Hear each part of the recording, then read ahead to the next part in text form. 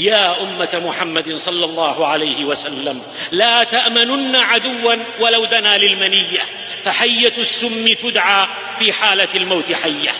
الصفويون الفرس وأذيالهم من الحوثية والنصيرية وحزب اللات وأبي رغال وابن أبي وابن ملجم أعداء الأمة أو أدوات الأعداء، إنهم أهل الشقاق بل وأنصار النفاق، وحمير بيد الأعداء تساق، ومطايا لجميع الغادرين، وقناطر كلما أطرق حادينا عليها يعبرون، وقباقب حسب المقياس دوما يلبسون.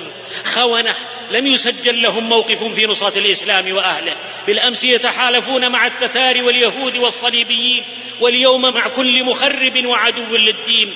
ففي الشام والعراق واليمن بهمجية يفجرون ويذبحون ويحرقون ويهددون ويهجرون، يهدمون المساجد والدور ويقتلون العلماء والرموز، وبالموت لأمريكا يجعجعون وما هم إلا بغالها، يسيرون في ركابها وينفذون مخططاتها. سقط القناع وانكشف المستور، وبانت الحقيقة والصبح ما فيه لعين ريبة.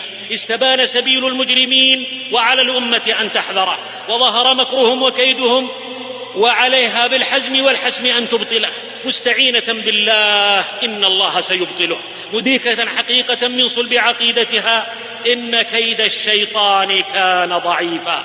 أظهر الذئب غدره فأعدوا له العصا، عصر التغاضي أدبرا، صار القطار نافثا دخانه وصفرا، والثور إن جن فلا دوا سوى أن ينحرا، تبا له من لم يعش ولم يمت غضنفرا.